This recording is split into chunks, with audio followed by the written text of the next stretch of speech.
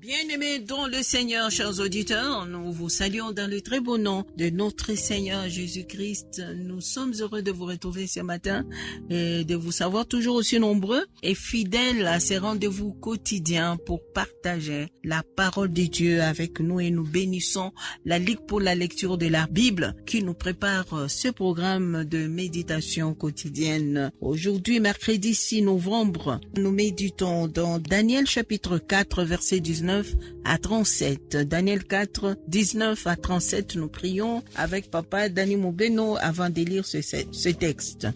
Nous te bénissons, Seigneur notre Dieu, notre Père. Oui, de ce que l'univers t'appartient et tu te révèles, Seigneur, à quiconque. Oui, et en ce jour, Seigneur, nous prions que tu te révèles à nous, oui, qui implorons la grâce, ta faveur, que tu te révèles, Seigneur, au moyen de ta parole, oui, que nous méditons nuit et jour. Donne-nous, Seigneur, oui, non seulement de jeter nos regards, mais aussi de retenir quelque chose, oui, que nous pouvons mettre en pratique et qui nous aidera, Seigneur, oui, à connaître ton plan et ta volonté, oui, pour nos vies, mais aussi pour le monde. Dans le merveilleux nom de Jésus-Christ, notre Seigneur et Sauveur, nous prions. Amen.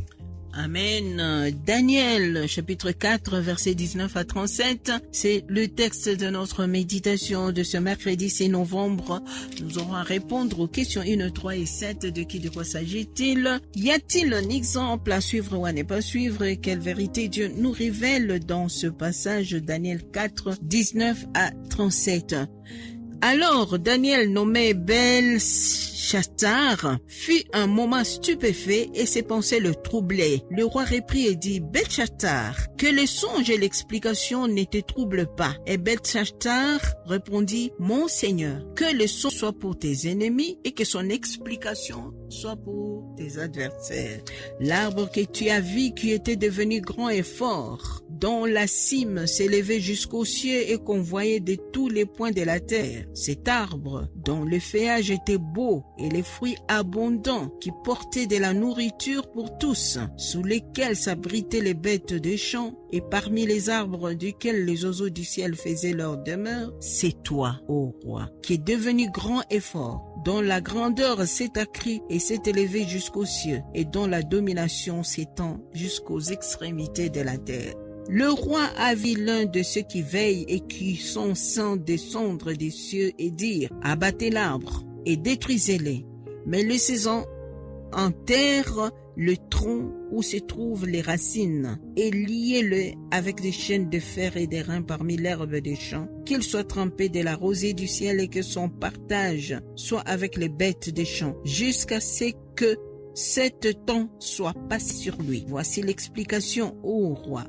Voici les décrets du Très-Haut qui s'accomplira sur mon Seigneur le roi. On te chassera du milieu des hommes. Tu auras ta demeure avec les bêtes des champs. Et l'on te donnera comme au bœuf de l'herbe à manger. Tu seras trempé de la rosée du ciel. Et 7 temps passeront sur toi jusqu'à ce que tu saches que le Très-Haut domine sur les règnes des hommes et qu'il le donne à qui il lui plaît. L'ordre de laisser les troncs où se trouvent les racines de l'arbre signifie que ton royaume te restera quand tu reconnaîtras que celui qui domine est dans les cieux. C'est pourquoi, ô roi, puisse mon conseil te plaire.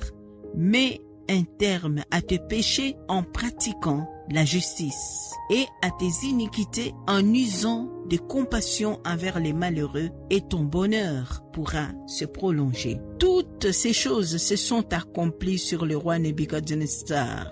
Au bout des 12 mois, comme il se promenait dans le palais royal à Babylone, le roi prit la parole et dit: N'est-ce pas ici Babylone la grande que j'ai bâtie comme résidence royale par la puissance de ma force et pour la gloire de ma magnificence? La parole était encore dans la bouche du roi qu'une voix descendue du ciel: Apprends, roi Nebuchadnezzar, qu'on va t'enlever le royaume. On te chassera du milieu des hommes, tu auras ta demeure avec les bêtes des champs. On te donnera comme au bœuf de l'herbe à manger, et 7 temps passeront sur toi, jusqu'à ce que tu saches que le Dieu Très-Haut domine sur les règnes des hommes et qu'il le donne à qui il lui plaît.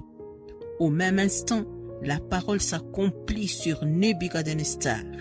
Il fut chassé du milieu des hommes. Il mangea de l'herbe comme les bœufs. Son corps fut trempé de la rosée du ciel, jusqu'à ce que ses cheveux croissent comme les plumes des aigles et que ses ongles comme ceux des oiseaux. Après les temps marqués, moi, Nebuchadnezzar, j'ai levé les yeux vers le ciel et la raison me revint.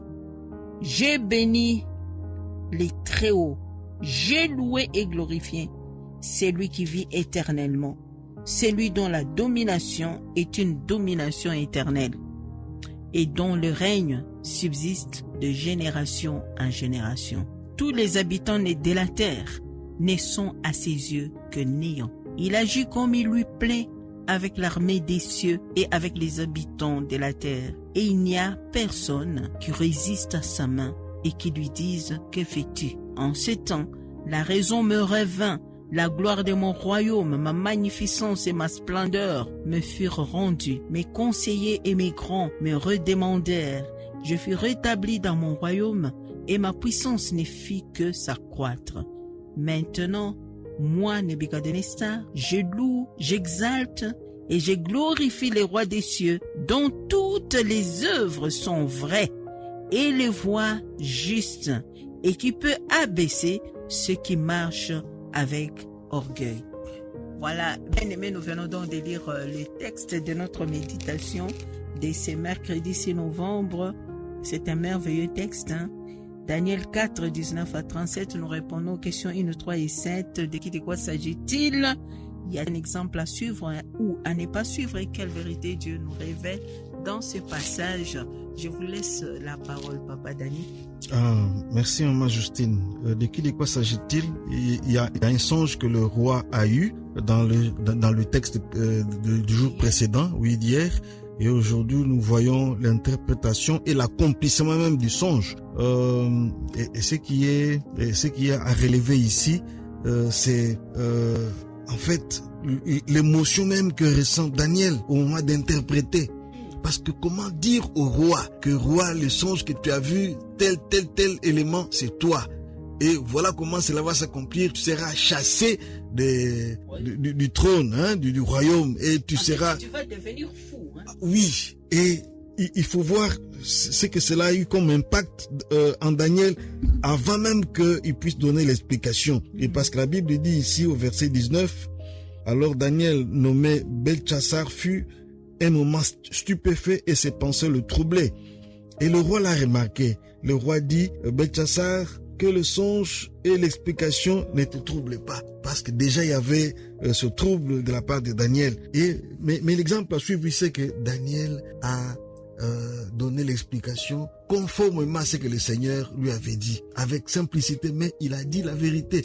Non, mais nous voyons que devant le roi, on peut dire des choses et être malmené, comme Jérémie qui a été mis en prison par Joachim, ou encore par Jean-Baptiste qui a dit la vérité devant Hérode, hein, qui a été décapité. Et voilà, décapité. Mais ici, c'est pratiquement le même exercice auquel Daniel est soumis, mais par la grâce de Dieu, hein, il a survécu. Et le roi a accepté cette explication et la sentence qui s'en est suivie. Donc, ce que le Seigneur attend de la part de ses serviteurs, de ses porte-paroles, c'est la fidélité. Hein, dans la réception et dans la communication du message. Oui, de la part de Daniel, la fidélité, l'obéissance dans la communication du message, mais de la part du destinataire du message. Qu'est-ce que Daniel a dit au roi? Daniel lui a dit vraiment les choses qui lui étaient défavorables. Même si au fond de Daniel, il souhaitait que ses songes ne lui soit pas défavorable. Mais il lui a dit quoi? Pour échapper à ce que ses songes présageaient. Daniel lui dit au verset 27, c'est pourquoi, ô roi, puisse mon conseil te plaire. Mets un terme à tes péchés et en pratiquant la justice. Mets un terme à tes iniquités en usant de compassion envers les malheureux et ton bonheur pourra se prolonger. Donc, Daniel, il lui a dit toute la vérité, il lui a donné une porte de sortie, Tika Masumu. Et aujourd'hui, la parole aussi nous interpelle.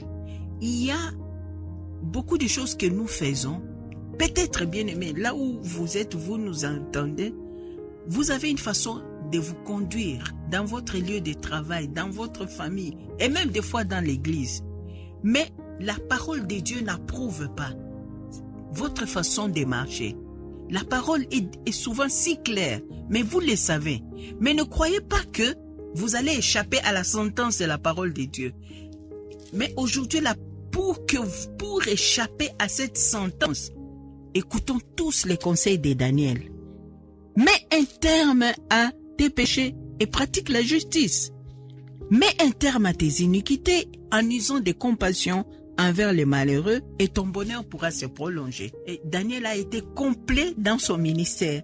Il a donné l'interprétation du songe et l'explication n'était pas du tout favorable au roi, mais il lui a donné une porte de sortie. Et c'est cette porte de sortie qui nous concerne, nous tous aussi, si nous voulons échapper à la sentence normale de la parole lorsque le revue n'est pas conforme à cette parole.